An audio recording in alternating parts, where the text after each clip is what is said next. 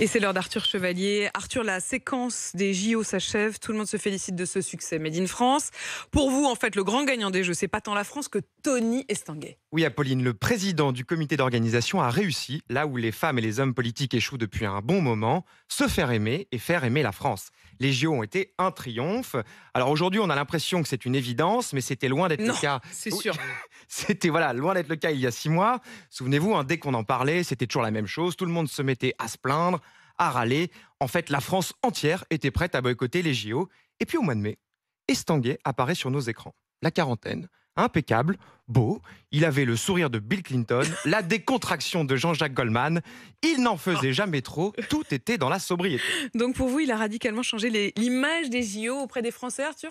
Alors, pas immédiatement, mais c'est venu quand même assez vite. Estanguet a donné un visage humain à un événement qui avait surtout l'air d'être une opération de communication politique.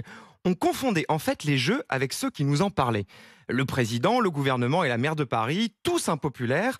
Avec Estanguet, c'était tout le contraire. Il n'avait rien à voir avec la réforme des retraites, ni avec la dissolution, ni avec le nouveau Front populaire. C'est devenu la seule figure d'autorité aimable et le seul représentant acceptable de l'État. D'une certaine façon, il est apparu comme le Zorro des JO. L'autorité aimable, Zorro des JO. Vous ne pensez pas que le fait d'être un ancien sportif, ça l'aide un peu quand même ? Totalement. Totalement. Pour une fois, on a l'impression que la fonction et la compétence sont réunies. D'ailleurs, la France adore transformer les sportifs en hommes politiques. La liste est très longue. L'escrimeur Jean-François Lamour a été député et ministre. Le judoka David Douillet, député et ministre aussi. La karatéka Chantal Joanneau, sénatrice et ministre. Le sélectionneur du 15 de France, Bernard Laporte, lui aussi ministre. Et n'oublions pas que Oudéa Castéra, notre ministre des Sports démissionnaire, est une ancienne joueuse de tennis.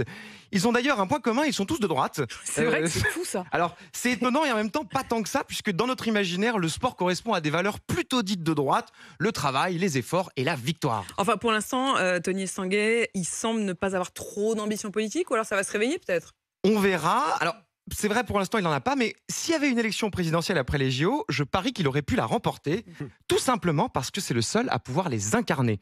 Les athlètes et les bénévoles jouent un rôle très important, ils sont des acteurs, parfois des stars, c'est vrai, mais ils sont trop nombreux pour qu'on n'en retienne qu'un seul. Ils disparaissent en fait sous l'effet du nombre. Estanguet, lui, représente la figure du chef et du leader. Il a gagné une guerre que tout le monde croyait perdue d'avance. C'est son nom qu'on continuera d'associer à un événement où la France est enfin redevenue une référence pour le monde entier. Et en France, la gloire, c'est tout. Estanguet, Premier ministre, bon, c'est dommage, à quelques jours près, franchement. On y était presque. On y était presque.